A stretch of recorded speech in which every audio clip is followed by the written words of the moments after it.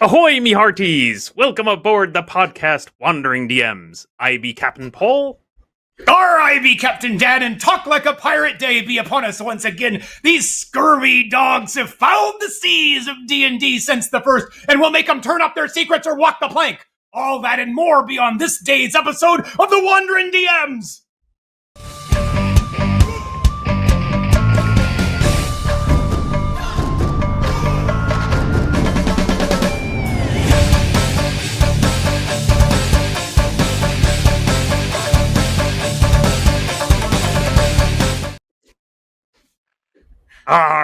Before we be setting sail on today's grand adventure, I'll be reminding ye scallywags that when the show be done, we'll be hosting our after-party parlay. That be a live video chat Dan and I be running, and ye can jump aboard too. Just chart your course to patreon.com/wanderingdms. Join at any tier, and you'll be granted safe passage to our private cove on the shore's Discord. Hoist your account, weigh anchor, and be logging in about 10 minutes after we strike the sails on today's show, and Dan and I will be there to continue the discourse with y'all live. Arrgh, Captain Paul, we be speaking before the stream started about whether we'd be talking like this through the entire hour or not, and I be thinking that we decided something other than what be happening right now. So now I'd be wondering who'd be the first to break out of Talk Like a Pirate Day speech. I'll do it. Thank you. Yeah. I knew you couldn't handle. Oh no! Oh dear! Oh God! This was about to devolve into a challenge between your two hosts about who could improv longer in pirate speak. Anyway, that was great.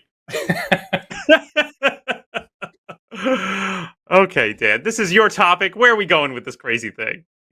Okay, well, I mean, if anybody doesn't know, there has been for several decades, there has been a celebration of Talk Like a Pirate Day that does occur on September 19th of every year. So that's Friday of this week. And I thought that would be a really good opportunity to talk about one of my favorite elements in any role-playing game. Frankly, pirates have worked incredibly well in my games. And frankly, I'm always looking for opportunities to use them more. They've been a huge element in D&D since the original publication in 1974. Naval, before D&D was published, Gygax and Arneson had a game called Don't Give Up the Ship. They were working on ship-based games first, and it was very close to Arneson's heart. I've been running the classic Star Frontiers campaign in the last year, and space pirates are the signature enemy that you're fighting against. So I have all kinds of stuff that's happening in my games that I adore about pirates. So I've been looking for an opportunity to talk about them. I know this borders on Dan your some of your and my frankly experiments in like seafaring in general in D&D. And I think that's something we've touched on before. I don't know if we've done a full episode on it or not. But maybe this is it. Maybe this is that episode. Yes, I think you're right. One thing. I mean, I love pirates. Now you do have to get your arms around the fact that you kind of have to commit to using some kind of seafaring ship type rules, which turns into another game mechanic that we just a couple weeks ago we were debating on our Discord server with our very wise patrons about exactly how to interpret the ship rules in original D&D that come from Dave Arneson. I'd like to challenge that. Do you whole thing? I all of the ship combat. Oh, okay. A legitimate policy that you could apply. I guess as an old war gamer, or at least as someone who looks adoringly on those war game rules, I kind of want to be able to use them. I kind of want to interact with them. I've played with one of the designers of Don't Give Up the Ship at GaryCon once, and that was a really great large group event to be able to do that. So I kind of want to be able to share that with my players. Awesome.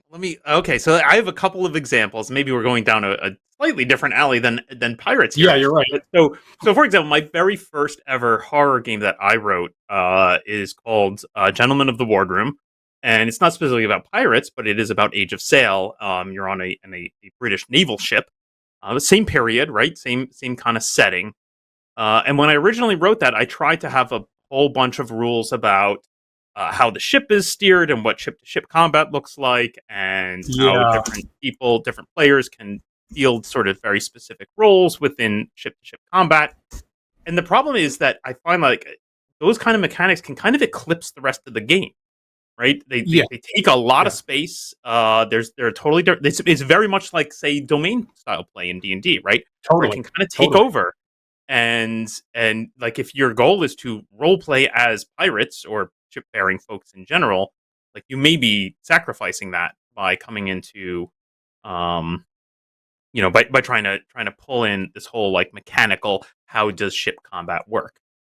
um and then I also I've also seen cases where like frankly like it's very hard to balance this sort of thing in a fantasy war game rule This set. is true. And I'll Yeah. specifically refer to my favorite use case of this or example of this was an episode of Critical Role where the characters all found a ship and they're aboard a ship, and it turns out that Matt Mercer had like some early rules for ship to ship combat, some pre-published rules for ship to ship combat on him. I think that were um, I can't remember. He given to him by Wizards of the Coast, right? And he's like, "Oh, I'm going to experiment with these on my players."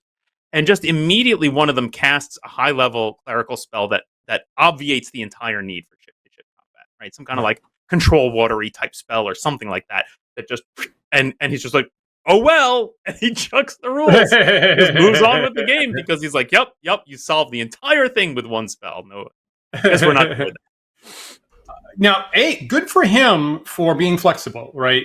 I think that Yes. I think that's actually a really great example of when you're a DM honoring that success of the players and not railroading them into this is the thing that I had planned.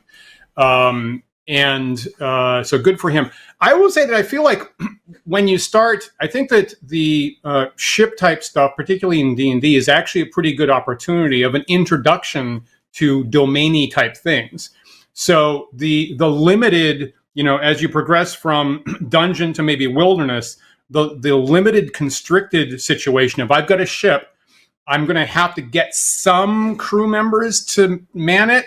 I have a limited amount of space that I can possibly carry. Actually, kind of provides an interesting opportunity, kind of at mid levels, like in classic D&D, maybe 4th, 5th, 6th, 7th kind of thing, to have an opportunity to lead some people without going completely hog wild at actually possibly breaking the rules of having a huge fortification, running a whole country, and having armies of hundreds or thousands of people that you have to manage. So I think it's actually kind of a good opportunity to introduce that. And, you look at Howard's Conan stories. Conan was an independent thief, and then he was the captain of a ship, and then he was the overlord of a kingdom. And that's kind of not a bad trajectory from the low level to the classic high level play. So I kind of like that. Granted, there's some stuff you are got some challenges you're going to have to deal with as a DM. Paul, I think that for a horror game, I don't think I would want that. Like, I actually like the wargamey stuff, and I like interacting with that. It's non-trivial, but I don't think I would want it for a horror game. I can see that distracting the play from where you want to be on the kind of isolated human level. Yeah. What I end up doing for that particular game, and I think it would work, frankly, in any role playing game where your characters are aboard a ship, is I basically just went, when combat was initiated, I either plot wise knew which side was going to win, ahead of time, or I would just make one roll for that of which side wins the battle. And then I would just go around the table and ask each player, like, what do you do? What does your character do during the course of this battle? And then maybe I might have them make a roll for something about how well they contribute or how that impacts them. But I try to boil it down to just what happens to you personally during this battle, right? And less about how does the ship handle itself and moment to moment what happens, right? Like, and then just narrate a bit of sort of like how it feels to be aboard the ship during combat. It's an interesting non-trivial issue about I think that like the most straightforward thing you can do in D&D is to have the player characters possibly not be the captain of the ship. Maybe they're the 4 lieutenants of the captain, because one of the problems, and again, all this stuff is analogous with my Star Frontiers science fiction campaign, where you might possibly be on a small starship or something like that, is, traditionally on a ship, there is one single leader, the captain, and they have complete total authority about what happens on the ship. And that's obviously very different and really not what we're looking for from D&D play, of a bunch of, actual real world players cooperating as a team. So one problem you might have of like, if one person's the captain, do they actually tell the other players' characters what to do on penalty of death? So certainly it's probably easier to introduce that with there's an NPC captain and your player characters are doing something to help the ship around that.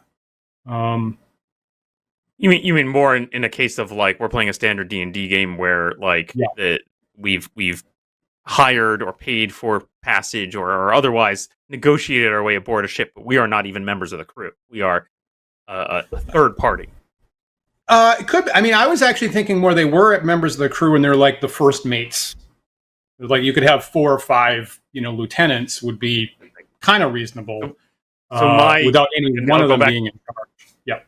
Back to the horror game I wrote, and of course, in the horror game that I wrote, the captain absolutely is an NPC, but a lot of my inspirational material was the Horatio Hornblower books by Forster, and there's still a very discrete chain line or sort of chain of command in that. So my players are playing the first lieutenant and the second lieutenant and the third lieutenant, and they very specifically have a line of authority amongst them. Right? there's never any question of who's in charge. Right? Like I would say, like many mate sounds like, oh God, that sounds like chaos to me. That's a great way for in a military setting, like a great way for things to go very sideways. Right? You kind of always want to know who's in charge. I mean, maybe I need to do more research on that. I think that you could have, hypothetically, and okay, so I'm going to kind of swing back and forth between my Star Frontiers game, my D&D games. You could have one person that's technically in charge of the weapons, and one person that's technically in charge of the navigation, one person that's in charge of the sails.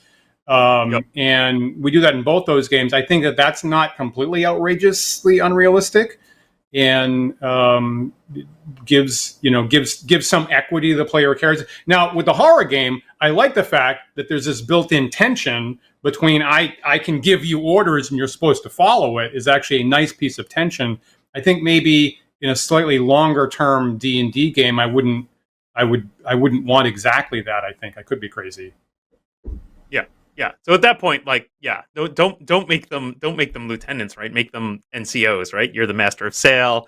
You're the commander of the Marines, right? Whatever. You have very specific areas where you are the authority. Yeah. Right. That might be better. Yep. Yeah. I don't mind that. Let me bring up, before we get too deep into this, I think I want to throw out something that's really, really close to my heart that has actually kind of shaped how I think about games quite a bit, and then we can talk about how this works or doesn't work in D&D, is in 1987, there was a video game that I fell in love with called Sid Meier's Pirates. And it was from published by Microprose. Thank you for bringing that up. There's the cover of the original box. Originally, it was published for the Commodore 64, and then later other systems. Now, I didn't have a Commodore 64. My cousins did, though. And I absolutely fell in love with this game. And it's one of those things whereby I couldn't quite get enough play to scratch the itch. So I was constantly going over to my cousin's place, which was close enough I could walk, and trying to get time on their Commodore 64 to play Sid Meier's Pirates. And I love this game. I love it. They've had a couple of re-releases over the years. And for my money, it's almost the most perfect computer game that I mean, this might be nostalgia. I don't know if my brain was broken, but for me, this might be the most perfect computer game I've ever played. And if you haven't played Sid Meier's Pirates, it does a wonderful job of a whole bunch. I mean, I guess you might call it mini games, but it doesn't feel that way. Of a bunch of textures to the gameplay about what you're interacting with. So there's a large scale navigating your ship around the Caribbean level. And then there's, when you try to take a ship or something like that, there's a mid tactical level cannon fight game with the ships at a distance. And then the ships crash together and there's one-on-one sword play where presumably your men are having a sword fight around you, but you are actually having a one-on-one sword fight with the enemy captain. And that ultimately is what really dictates whether you win or lose the ship. So there's actually 3 different levels of action there. And then on top of that, there's a whole bunch of other stuff you can do, like get portions of treasure maps and have to puzzle those together. And there's ongoing plots about trying to find lost family members or arranging a high quality spouse for your character, managing the faction of the different imperial powers taking control of the Caribbean, managing the resources of food and the men on your ship, and then to top it all off, and to me this is the cherry on the cake, is there's a game whereby if you lose, because it's not telling you exactly where you are in the world, so you have to kind of keep track mentally about like how far east or west or north or south are you, and if you lost track of that, there's a mini game where you can pull out your sextant, measure how high the sun gets in the sky, hope that there aren't too many clouds, right? There may or may not be too many clouds or what, and you actually have to manually use the sextant, measure the angle, and then use that to tell you what your latitude is. And that, I'll tell you, I understand how sextants work entirely just because of playing Sid Meier's Pirates. And how many games do that for you? That is hilarious, Dan, because everything you're saying, while sounds both amazing and absolutely counter to everything I would ever say during game development of a video game, right? Like, I regularly have given feedback to design teams about, like, try not to design too many games, right? Focus in on what the game is. Stop trying, right? Every little extra thing you add is like, now we're just this weird collection of other games that are loosely related to each other. That's fascinating. I totally get that, and thematically they all work together. I am convinced that when I'm playing Sid Meier, I'm convinced that it's all the same world. Every bit of this makes sense. That I have to go negotiate with the island governors to get a letter of marque so I can do my piracy. And then the governor says, "Oh, you should meet my lovely daughter, and you should go to a dance, and perhaps you'd like to promote marriage." And then maybe I've got a piece of a treasure map, and it all really works together to keep you playing. I'm convinced by it, and there's a little bit of my D&D or whatever games where I'm trying to recapture the magic of Sid Meier's Pirates, because what a tour de force. What is the end state of that game? How do you win, or do you? You end and you get a score and you get a declared level. Basically, you get a declared level in the nobility. So do you end as does it just end at a certain amount of time then? Like you'd only have so many days or months or whatever? Years. At some point your character ages out or becomes like, if they've been so if you lose, you get thrown overboard, you get stranded on an island, and then maybe a year or two later you get picked up maybe, and all of that is degrading your health over time. So at some point you're not healthy enough to continue, and you're forced to retire. That's hilarious. Yeah. So it can have, the gameplay can run for 10, 20, 30 years, and just running on memory, I think you can pick different historical eras that actually make it easier or harder depending on what's colonial power is more in charge of the Caribbean at that time. That's an interesting angle that I was curious if we were going to touch on at all. Is just like, what does pirates even mean, right? Like, I feel like thematically we all go, oh, we're going to play a pirate game. Okay, great. I know exactly what that means. But do I? right? Is piracy just referring to the act of, of basically nautical theft, right? Or are we talking about specifically the Age of Sail? That time period when piracy was really predominant in actual history, right? Because there's a little bit of disconnect there, right, with like what we expect the quasi historical setting of, say, a game like D&D is, and when the Age of Sail occurred. Well, there have been pirates forever. Yes, So that's not still are. unrealistic to say that. Right, exactly. There's pirates today, and there were pirates with ancient galleys and so forth. Yep. So you're right that, and Sid Meier's Pirates is totally set in the classic Age of Sail and colonialism. But it's not crazy to say that you absolutely did have pirates in medieval age and the ancient age and all that kind of thing. So I'm personally not bothered by talking about pirates in either my ancient fantasy or my science fiction space fantasy either. I'm perfectly relaxed. But yeah, I guess if someone thought of the Age of Sail, we would have to redirect them a little bit.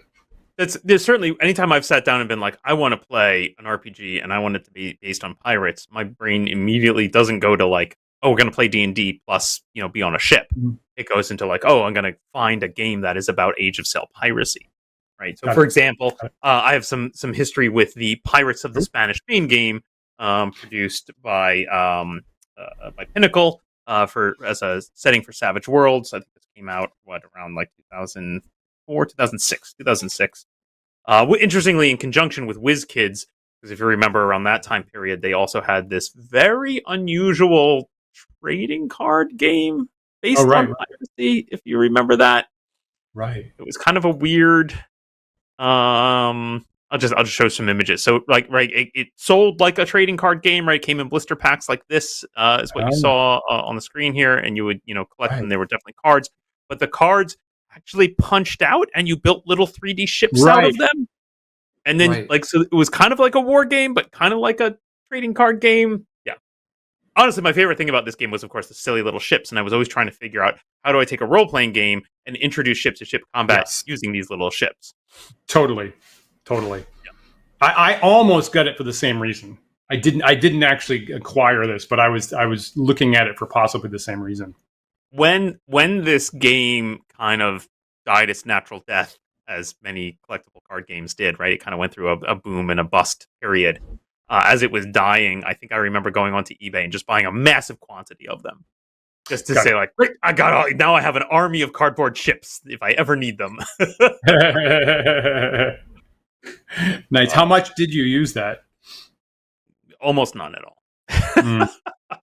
Yeah, I feel the other time I tried to incorporate some ship combat into a fantasy game is I tried to run a game set in, I think, Warhammer, using Warhammer Fantasy RPG 2nd Edition.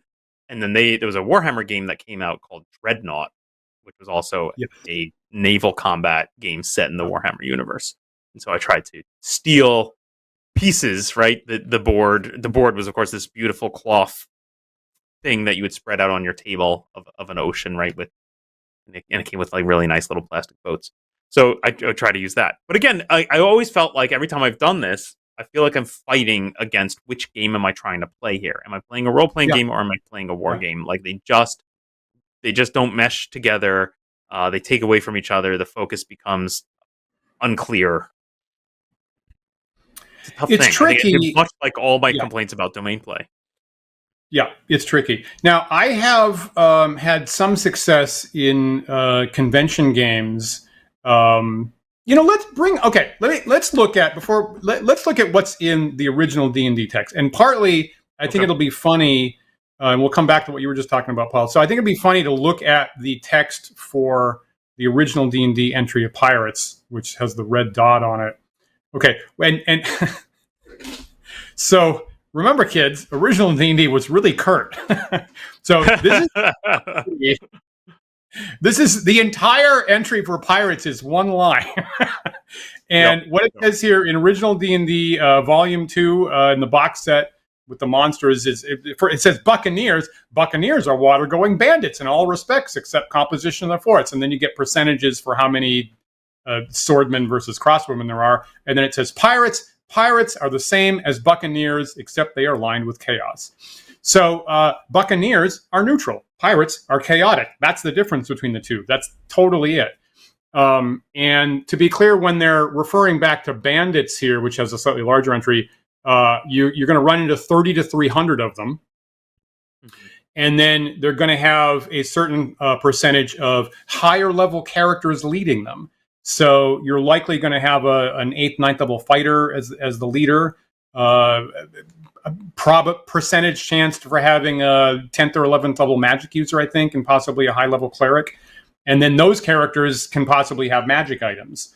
So as Gary said in the Dungeon Master's Guide, men are the worst monsters, particularly high-level characters, such as fighters and clerics and magic users.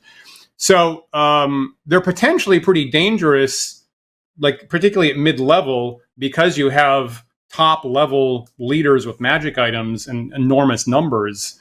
Along with bandits. And it's kind of interesting that at the time they felt it was really important to have or to identify different role types purely just based on alignment. So technically in classic D&D, bandits are neutral, but brigands are the same but chaotic. And here, buccaneers are on ships and they're neutral, and pirates are exactly the same thing except they're chaotic. So it's kind of interesting that they felt that was an important distinction to make. I like this definition because I feel like it's curt, but it's accurate, right? Like I was having this discussion with my partner this morning about, coming to do the show about pirates and just saying like, well, what is the setting of pirates? What does pirates even mean?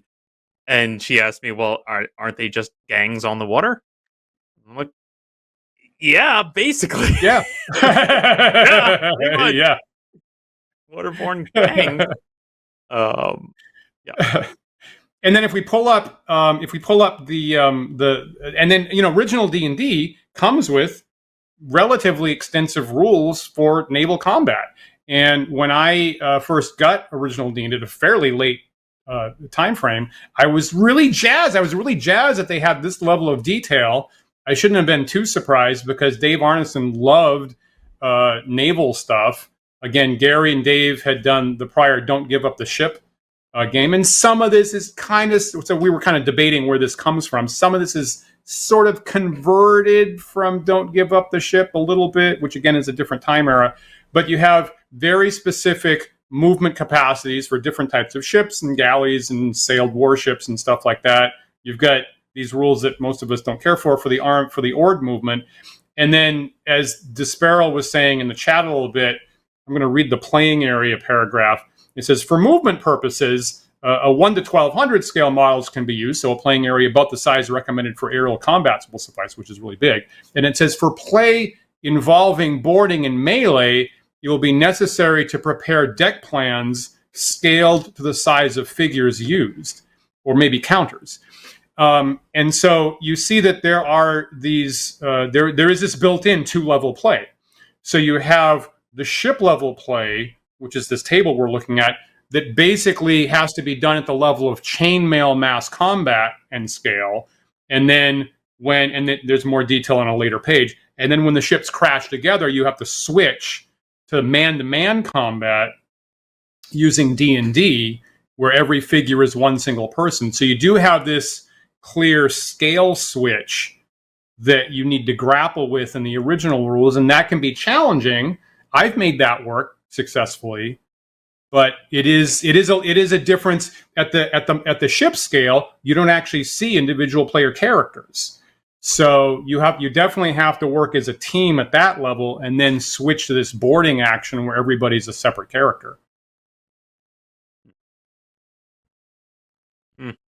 Yeah, I mean, it ultimately just strikes me as, yep, we're playing two different games now, right? Like, it's the same problem I had with the boat sequence, the river boating merchant sequence in Enemy Within campaign, right? Like, that is an interesting game, but it's different from the one we sat down to play.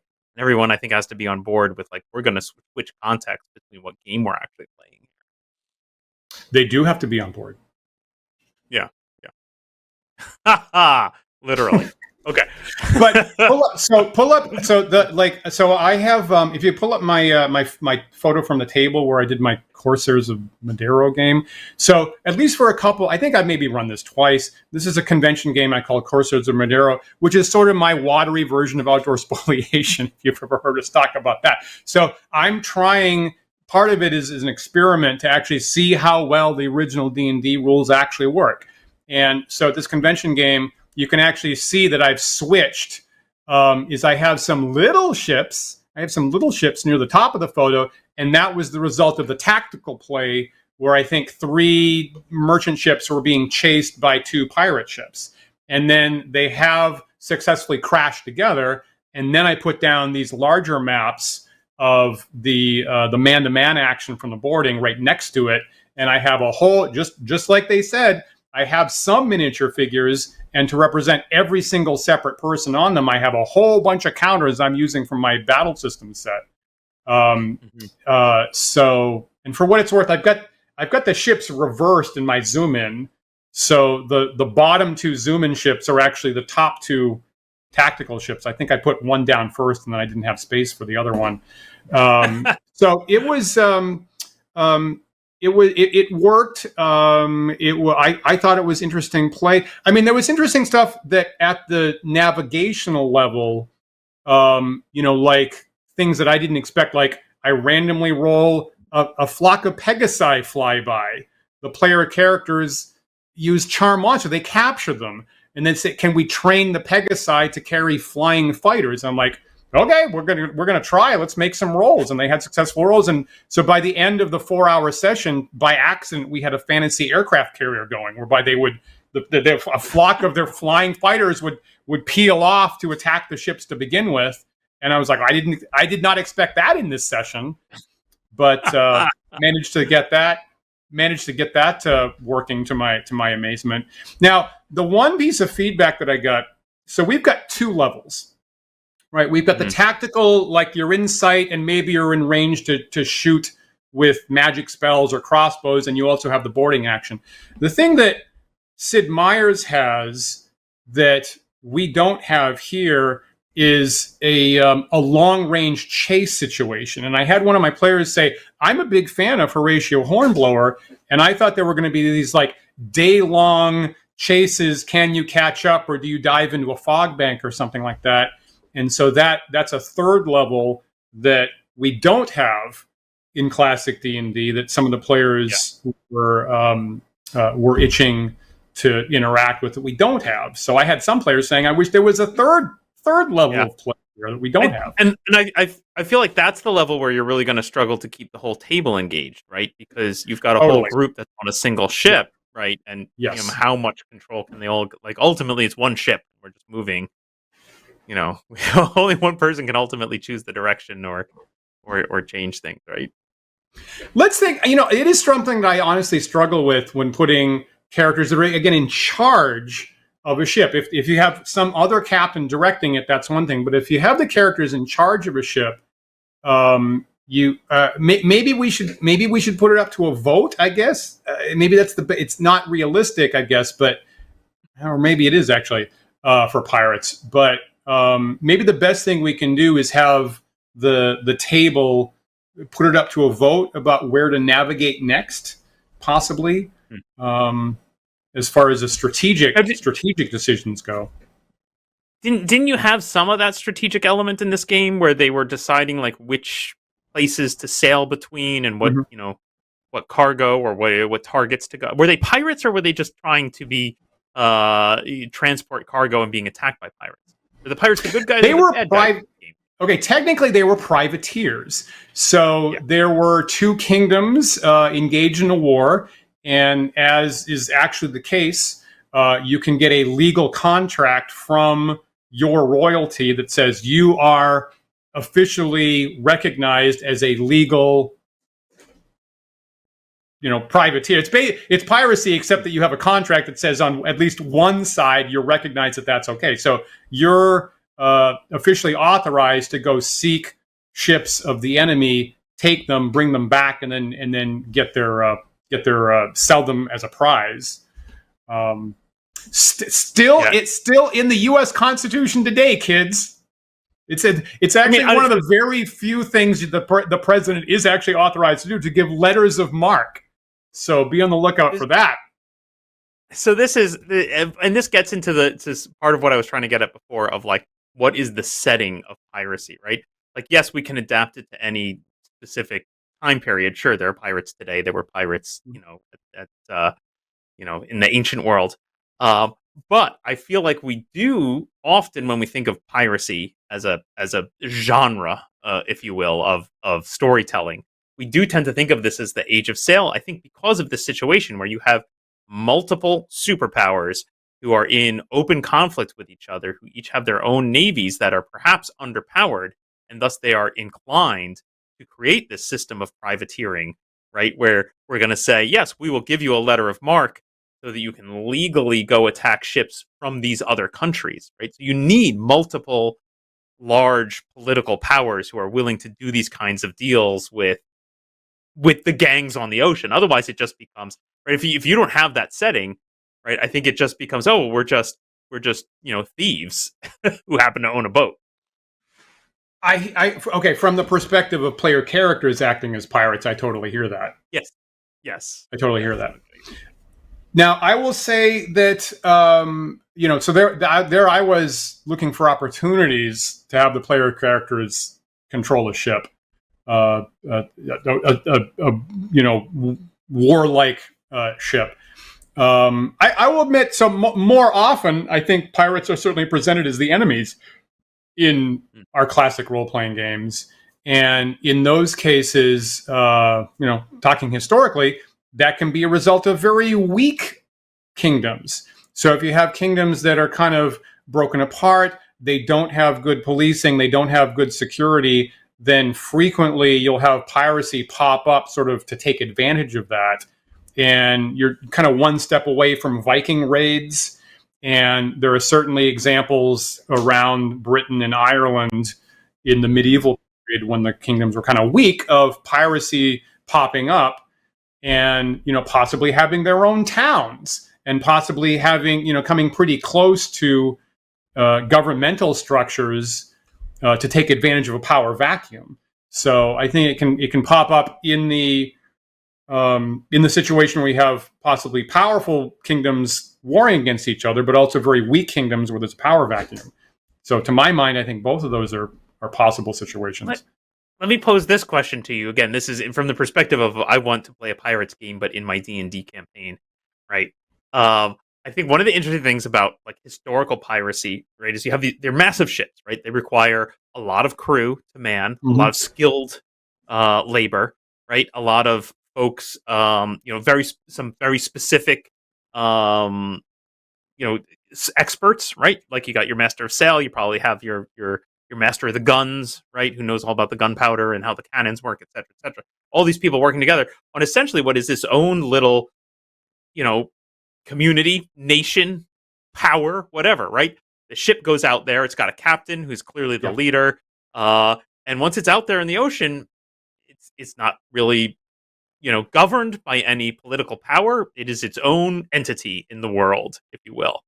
And I think a lot of our classic view of this maybe is shaped by the technology of the time, right? Once one of these big sailing ships goes out into this giant ocean, they can be gone for weeks, and who knows where they are, right? There's no communication, there's no visual, no way to track them, etc. So who knows where the pirates are? They could jump us at any moment. As we look through history, right, like historical technology changes this, right? You get things like radar, radio, large, wide-ranging ability to track and communicate, really alter the scene for piracy, if you will. What does magic do to that, right? Are there spells in D&D that kind of ruin the vibe of piracy?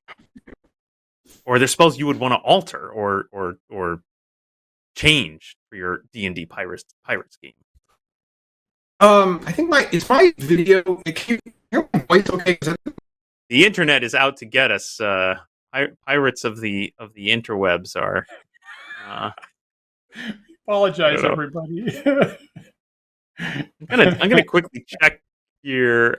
Make sure that there's still a stream happening on YouTube right now. Make sure we're not just talking to each other.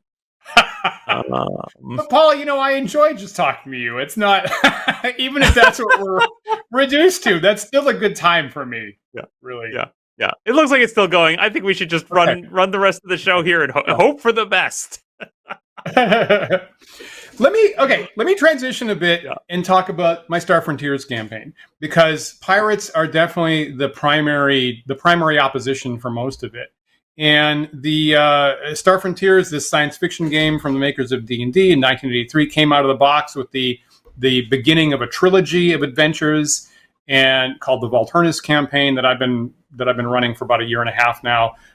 Made by some of our favorite designers, Mark Akers, Tom Moldvay, Doug Niles were some of the writers of this series, as well as the rules. So my players have been routinely delighted that something written in early 80s, they expect it to be cringy and maybe off-putting in some ways, and they're continually delighted by how fond they are of the alien races and the characters that show up, the non-technological races that they run into, that all have different flavors and different perspectives, has really been kind of delightful. But most of the campaign, the main opposition are these space pirates.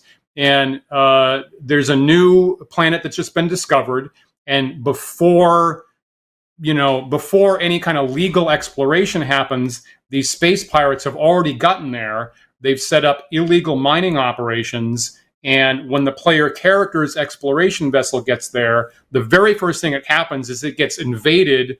They're not even armed. The game starts with a fist fight with pirates invading your ship.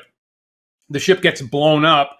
You take life rafts down to the surface, and then for most of the time you're contending with these already in place pirate outposts, and they have illegal mining operations going on. I mean, they're really awful. I mean, and I like the fact that I get to play up how awful are, because they're making slaves of the alien races. They're doing horrible surgical experiments. They're putting control devices in the heads of some of the alien leaders, and then taking advantage of their religious beliefs to make them think that the gods are telling them to engage in slavery. So it's a great opportunity for me as the referee. If I play up the voices, I can do the crazy voices. There are a bunch of horrible, backstabbing, drunkard, evil shitheads, and I really get to lay out like the worst type of people, and the players become really incented to beat these guys because they're awful. Let me just interject for it. First of all, that sounds awesome. Sounds super fun. You're playing in a game. That sounds great. What makes them pirates, right? Like, illegal mining operations does not sound to me like a piratical endeavor. This is fair. There, it sets up a hook. It's interesting because it's not entirely a closed story. It actually sets up a hook of an interstellar. Okay, I'm blowing a bunch of stuff from this campaign, so spoiler alert right here. It sets up an interstellar pirate organization called the Star Devil, and there's some mastermind running it called the Star Devil that has operations on other planets. And so, and this is left undefined. This is an opportunity for the referee to build this out to a larger campaign to define what that means. But clearly it's an organization that existed previously and now has set up this side operation on this new planet. So, they do take over multiple ships as part of the backstory to the campaign. So presumably they are stealing stuff and are taking this opportunity to engage in other evil criminal acts that accrue them a profit.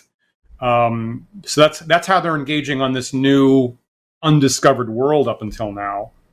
It's a good question.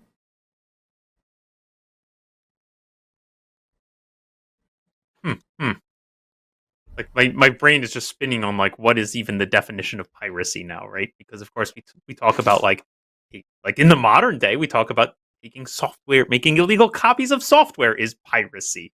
Is piracy just theft? does piracy involve not being part of a known political group? Is piracy does it have to be about transport? Okay, I And I guess think in this that case, right, if they're going to steal if they're trying to steal ships, then that certainly sounds piratical to me.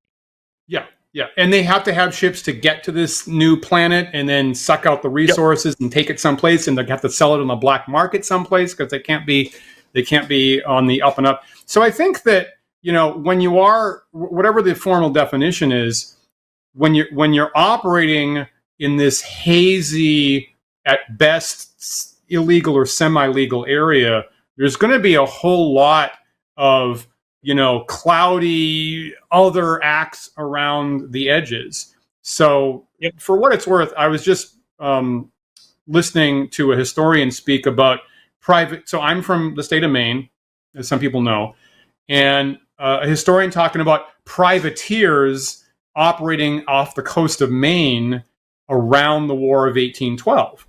And so America's at war with Britain. America doesn't have a very strong military at that point. Letters of marque are being written, and the relatively poor people of Maine are embracing the opportunity for this legal opportunity to go out and sack ships. Not everybody agrees with it. Some people are saying this is a horrible, terrible, vile criminal exercise that's turning our people into, mentally ill criminals. And some people are saying this is our main opportunity. People in Massachusetts who have developed, merchant businesses, they don't like this at all. We would prefer to have legal trade happening, but the privateering is engaging. We're stacking ships. Maybe on the side, we're actually raiding civilian homes that we're not supposed to be doing. We're engaging in rum smuggling. So there's a whole lot of these hazy practices. Once this starts to happen, there's a whole lot of hazy practices around the edges that the same people are engaging in. Yeah. For what it's worth, Dan, while you were disconnected there, I was telling folks about the presence of the Museum of Piracy up in Salem, Massachusetts. Not far. Oh, right. Yeah, right. Definitely a lot of that history around here. Fascinating. Fantastic. All right. I feel like I've taken you on a wild tangent here. We were not here to talk about the history of piracy in New England, but Star Frontiers and your Star Frontier campaign. So have your players, are they very anti-pirate? Are they engaging in piracy? Are they setting up their own? Are they themselves becoming pirates in order to combat the other pirates? They're wildly anti-pirate. So that has been developed. They're wildly anti-pirate. And you know what? One of the things that has been fun in the game is that they actually are representatives of an outside government that actually does want to set up mining operations on the planet. So they were sent there with the direction of make contact, just find out what aliens are here, scout for possible mineral resources. And one of the characters specifically has a contract that allows them to lay claim to a particular size territory. So all through the game, I've had these opportunities where I say, well, this is a very nice spot. This could be like a resort. The aliens live here. There's a giant waterfall. It's lovely. You could use your contract to take this over. Would you like to do that? And they're like, no, that would be terrible. That would be evil. We're not going to do that. And a couple of days later, I go, well, they're right on top of a very rich vein of vanadium or something like that. That would be you could take contract. And like, no, we're not going to. Absolutely not. So over time, they become more and more committed to not doing that. And not only have they scoured the surface of the earth to really violently eliminate every pirate they can find. And also when pirates, there was briefly an idea floated to maybe recruit the remaining pirates, but instead they've let the pirates be assaulted by some other alien race to their demise. So I suspect that my player characters might not only scour the surface of all the pirates, but they may possibly also revolt against their own government in favor of the native races. Actually, I think it's something they're much closer to that than anything than actually setting up mining operations. That is delightful. That's amazing. I wonder. I'd be very curious if the authors of the content you're writing had any inkling of that kind of progression, right? That like, I feel like in the late '70s, early '80s, there was probably a rosier view of colonial Yeah, attitudes than yeah. there are today, and that maybe has changed how people approach this kind of content, which is just absolutely fascinating. Um, you see it, right? So again, I was trying to think of like cases of pirate themed whatever. Like, what do I see pirates in the media? And most recently, of course, there's the show Our Flag Means Death. Personal favorite of mine. And really one of the major conflicts there is you have two main characters who one of whom um, has a romanticized view of piracy, right? Who has been Okay. privileged to live in a space where they're totally removed from the actual horrors of ship to ship combat. And they're like, oh, I want to be a pirate. It sounds like an adventuresome and exciting life. And then you have a second character who's been a pirate for a very long time, who is just utterly ground down by it, and is just like, this is a horrible existence. I want nothing more than to give it up. And it's just a fascinating, look, I think, on sort of our cultural concept of piracy. I haven't had an opportunity to watch that yet, but boy, I've been very intrigued. It really looks like something that I would enjoy a lot, and that right there is great interaction to play off. I have seen some of the Pirates of the Caribbean movies, and Yes. the thing that I will praise about it is great opportunity to pull in this supernatural fantasy elements. There's a lot of mythology of the sea. There's a lot of supernatural beliefs around it. So that's the perfect D&D opportunity to pull that kind of stuff in and really embrace all that stuff. I didn't get through the whole series, but the premise is very close to my heart. So that's a great example of things you can do with it. I have this, like I mentioned before, I have Pirates of the Spanish Main for Savage Worlds running pirate games. And as enticing as it is, I've never really, I've run an adventure or two, intro adventure for this, and just has never taken. On the other hand, somewhere, and I'm not going to remember the title for this, unfortunately, but there is like a one-shot adventure written for Savage World with the concept that the players are a bunch of pirates, and you're going to attack this ship. And I'm going to spoil this adventure whose name I can't even remember. Good luck finding it out there on the internet. But the gist of it turns out to be is that the players are in fact all dead and ghosts, and that the ship that they're attacking is in fact a modern day yacht. And so it's just this delightful exercise in trying to communicate verbally to your players what a modern day yacht looks like to a 17th century pirate. Wow. Wow. Holy cow. Yeah. Wow. Fascinating. It's a delightful adventure. Cool, if you ever want to have a really fun and spooky and weird supernatural pirate adventure, I strongly recommend that one. I will have to dig up.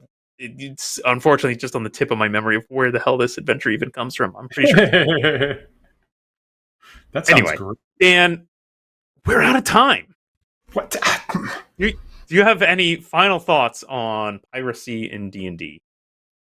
Pirates have been really great in my games in a whole bunch of ways, whether it's like ancient fantasy or far science fiction. They have existed all through histories, like we said. You can pull them into all these different circumstances. It's a great, number one, it's a great opportunity to talk in a funny voice. Right? And we don't want to make fun of our brothers and sisters who happen to grow up in different places or times. But pirates are pieces of shit, frankly. So not necessarily buccaneers or privateers. Those are separate episodes. But so feel free to make fun of the voices of your evil pirates, and me getting an opportunity to lean into really how absolutely awful the pirates have been in my campaign at the moment has really worked, has absolutely shaped the player characters wanting to do something different. So frankly, I've made the pirates so awful that it has changed the player character behavior. We just want to do anything that's the opposite of what these assholes are doing. So you can really lean into the truth that, men are the worst monsters. and really kind of fly your flag with that. And it is interesting to see how modern players play off that, how it even looks worse than it did at one point. So I encourage, make a pirate town, maps to pirate treasure. All these kinds of things are really, really great gameplay elements, and really pretty close to, if you're willing to embrace the naval ship element, they're really pretty close to the heart of what I'm trying to find in my D&D games, frankly. I mean, piracy is a very wide, or pirates in general, is a very wide blanket, as it turns out. There's a lot of, it covers a lot of different stuff many of which can be fun to include in your role-playing game. And for me, actually, it was a great setting as well to use for a horror game. One of my favorite ways to write horror content is to begin in a historical setting that is already horrible. Right, and then layer on something supernaturally horrible on top of that, and that's you're definitely in horror territory now. And let me tell you, the descriptions of life at sea in the 17th and 18th centuries sound pretty freaking horrible. So it's a great place to start. Yeah. Viewers, if you have thoughts on pirate games and D&D, incorporating naval combat in your D&D games, or any of the variety of pirate-themed content we've talked about, please leave us a comment here in the YouTube video. We'd love to hear from you. Please make sure to do so in a pirate voice, and we will be much more likely to include your comments in future discussion. All right, be true, and you should also remember that you can follow, and subscribe to us where be on sites such as YouTube and Twitch and Facebook and TikTok, and we have the handle Wandering DMs on all those sites, or look for us there and give a broadside to that like button. If you prefer to listen to this show in audio-only podcast format, you can find those files on our website at wanderingdms.com. Also through various podcast carriers like iTunes and Spotify and Pocket Cast.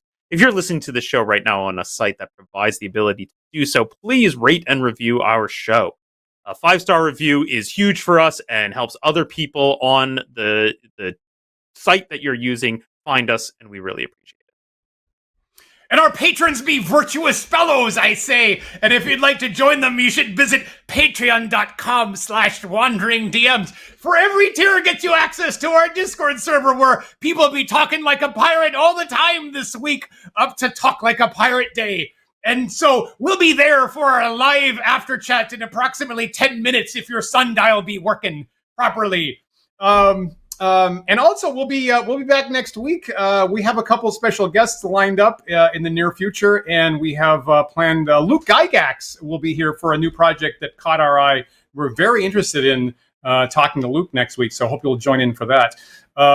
We'll be talking in pirate voices all through the after chat today. Is that what's going to happen? I thought you were going to ask if we're going to talk in pirate voices to Luke Gygax. We could do that. It might throw him. And that might be the last time Luke Gygax appears on our show.